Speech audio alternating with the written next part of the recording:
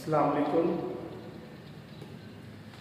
जैसा कि हमने पहले पढ़ा था, पहले वाले प्रीवियस क्लास में हमने पढ़ा था मोल के बाद टूल्स नंबर हमने पढ़ा। आज हमने जो टॉपिक्स हमने प्रीवियस लेक्चर में थे उस पर आज हमने प्रैक्टिस करनी है।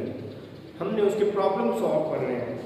जैसा कि नंबर 1 में प्रॉब्लम आ रहा है, calculate the number of moles इन। अब ये प्रॉब्लम है, आज हम कुछ प्रॉब्लम्स की सॉल्व करेंगे। ओके, नंबर 1 पे हम सॉल्व कर रहे हैं, calculate the number of moles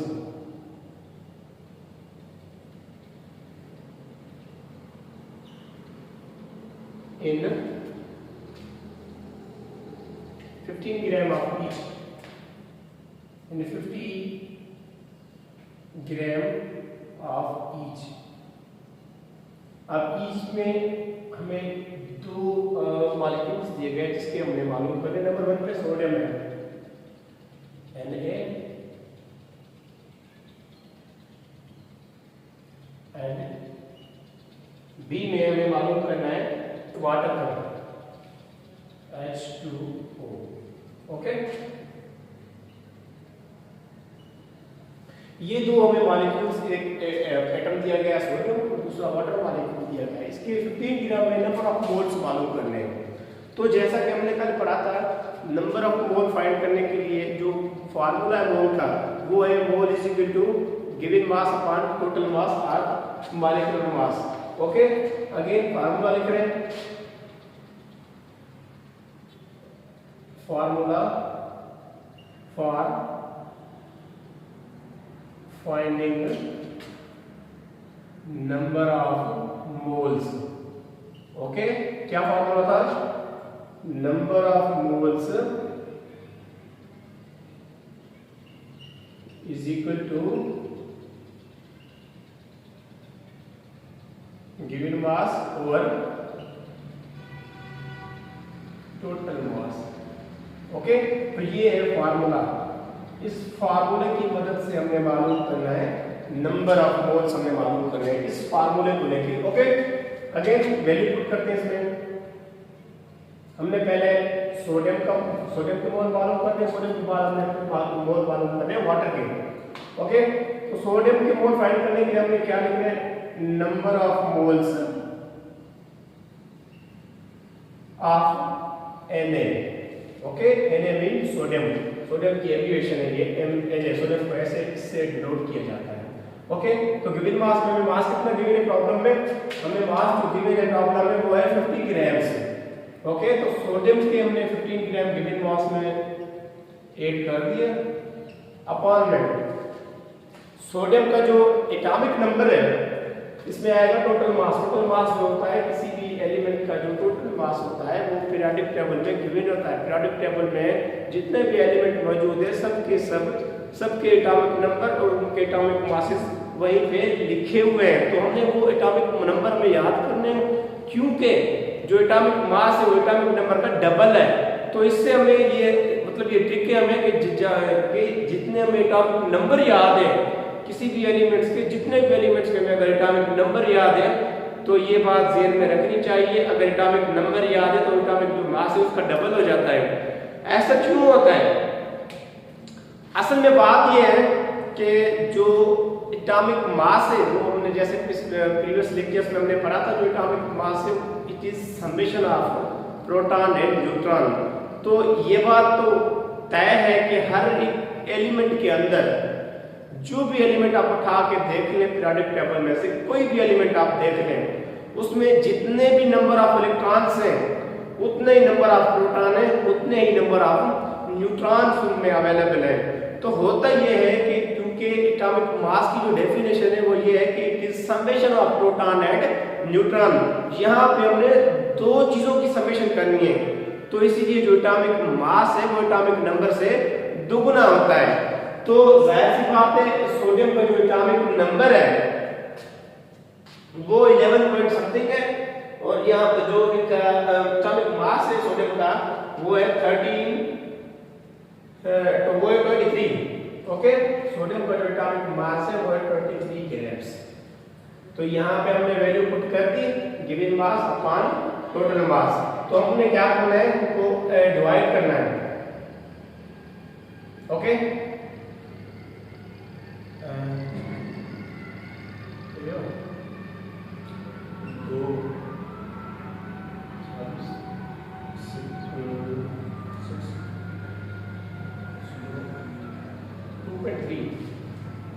करीबन इसका जो आंसर आएगा वो 2.3 आएगा, 2.3 मोल्स। ओके, तो इस फार्मूले से हमें मोल का पता लग गया कि सोडियम में 2.7 ओके 2.7 नंबर ऑफ मोल्स मिल गए। तो इसी फार्मूले को लेके हमने आगे चलना है। हमें अगर गिवन मास मिला हुआ है, अगर हमें गिवन मास दिया गया है, तो गिवन मास की मदद से हम नंबर ऑफ मोल्स मालूम कर सकते हैं। कभी कभार क्या होता है, कभी कभार होता ही है कि हमने नंबर ऑफ मोल्स हमें दिए गए होते हैं, तो हमें क्या होता है, गिवन मास मालूम करना होता है। तो एक गिवन मास में प्रॉब्लम इसी का गिवन मास मालूम करते हैं। लेट्स सपोज हमें प्रॉब्लम में दिया गया है, कैलकुलेट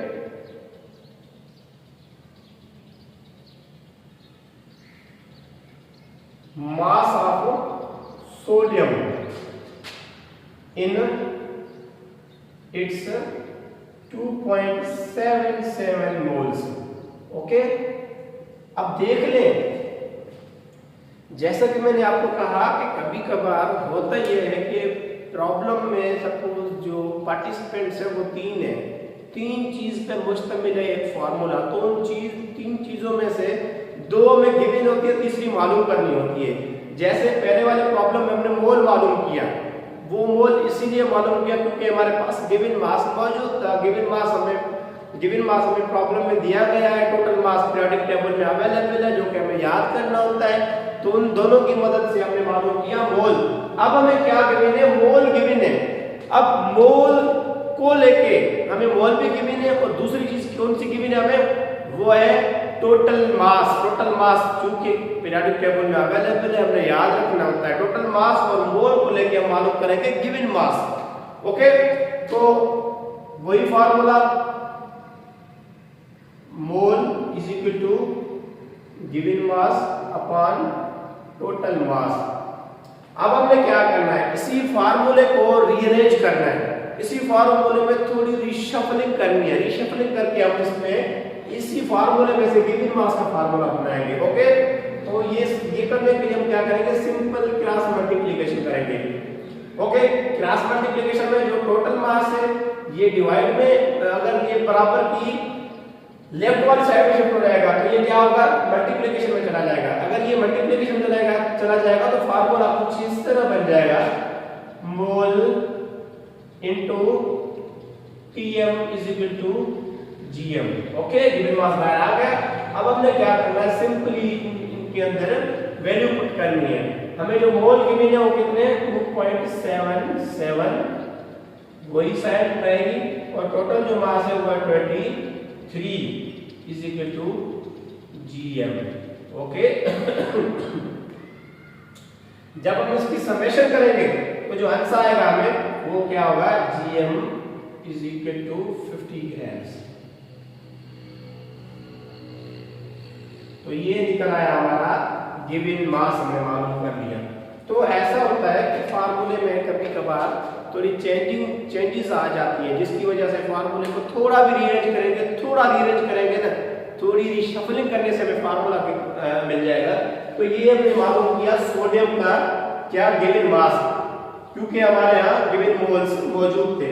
तो नेक्स्ट प्रॉब्लम में मालूम करेंगे कि वाटर के 50 ग्राम्स में नंबर ऑफ मोल्स कितने प्रेजेंट है। तो हम इसको साफ करेंगे। ओके, इसको सॉल्व करने का जो बेसिक स्टेज है वो यही है कि आपने पहले फार्मूला लिखना है। ओके, तो फार्मूला जो है नंबर ऑफ मोल फाइंड करने का वो है given mass over total mass. Okay, again mole. अब वैल्यू पुट करनी है हमने, गिवन मास कितना गिवन है हमें, वही जो सोडियम के लिए था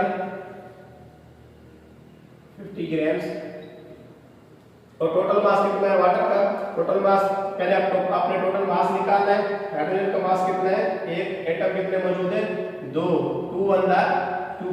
अब चलते हैं ऑक्सीजन की तरफ। ऑक्सीजन के कितने एटम है? एक, और एक का मास कितना है? 16 116 दा 16 2 6 8 1 1। ओके, तो ये निकला है हमारा टोटल मास हाइड्रोजन का। तो ये वैल्यू आगे यहां पर पुट करते हैं 18 ग्राम। यहाँ पे ग्राम ग्राम से कैंसिल हो जाएगा। बाकी प्रॉब्लम में हमें क्या बचा? 50 over 18। Okay, again mole is equal to 18 2 18 था 36।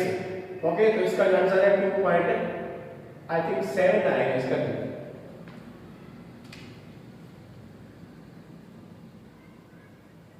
ओके, इसका 2.7 है। तो ये आंसर निकल आया। मोल किसके, ये किसके मोल्स हैं? ये मोल है वाटर के।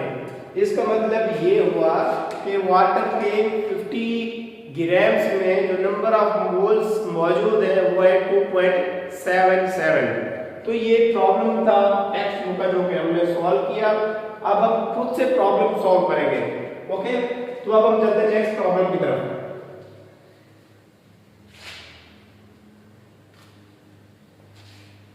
नेक्स्ट प्रॉब्लम में कोई बुक का ही उठा ले लेते हैं।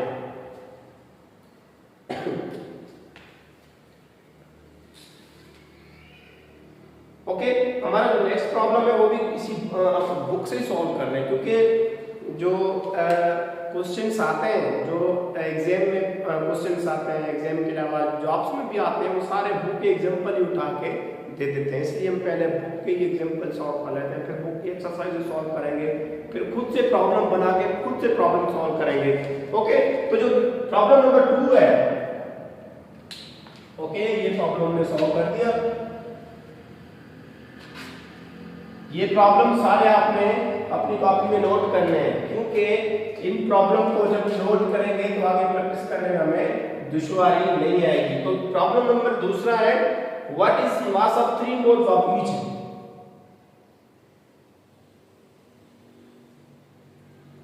What is the mass of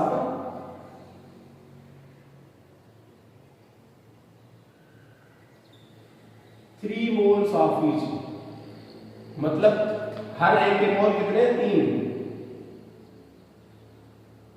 okay, यहां पे ए में है एल्यूमिनियम, ओके, बी में कार्बन डाइऑक्साइड। तो इसमें क्या है? कार्बन डाइऑक्साइड के भी 3 मोल हैं और एल्यूमिनियम के भी 3 ही मोल हैं। हमने क्या करना है? एल्यूमिनियम के 3 मोल्स का मास मालूम करना है और कार्बन डाइऑक्साइड के 3 मोल्स का भी मास ही फाइंड करना है। तो एल्यूमिनियम, फिर वही से फार्मूला जो हमने पहले सीखा था, number of moles of aluminium. Okay, कितने ये फाइंड करने, इसका फार्मूला है गिवन मास ओवर टोटल मास। गिवन मास कितना है?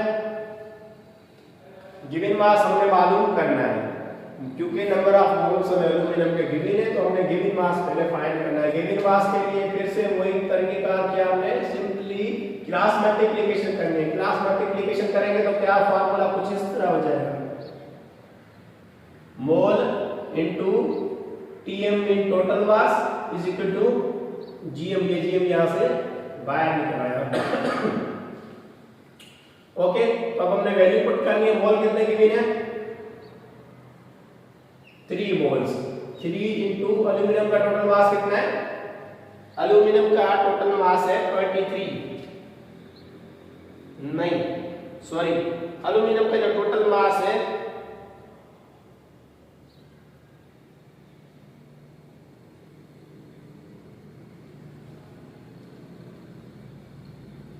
27 है।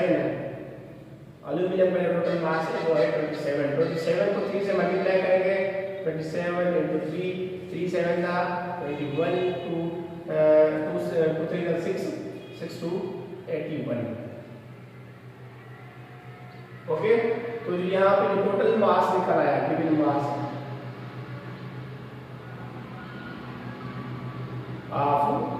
aluminum in its 3 moles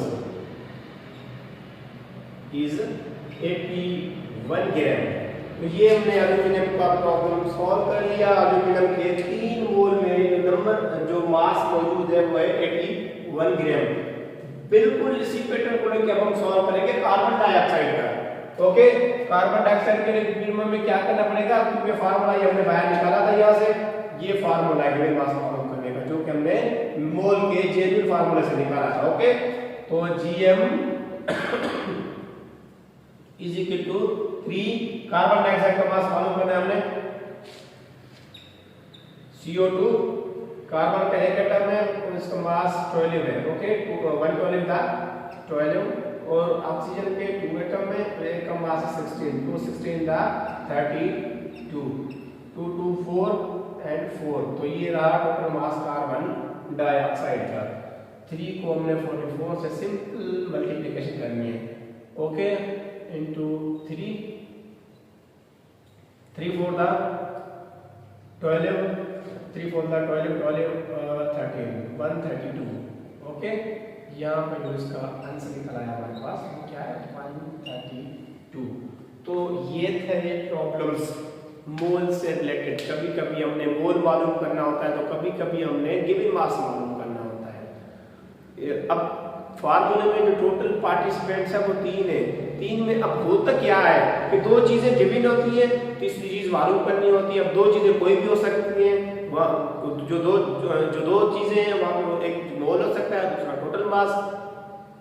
कभी कभार क्या होता है, कभी कभार ये होता है कि हमें सिर्फ एक चीज गिवन होती है प्रॉब्लम के अंदर, जैसा कि ये मौजूद है प्रॉब्लम हमारे पास, what is the masses of 3 moles of each. अब हमें गिवन क्या है, सिर्फ एक चीज गिवन है, वो है मोल्स।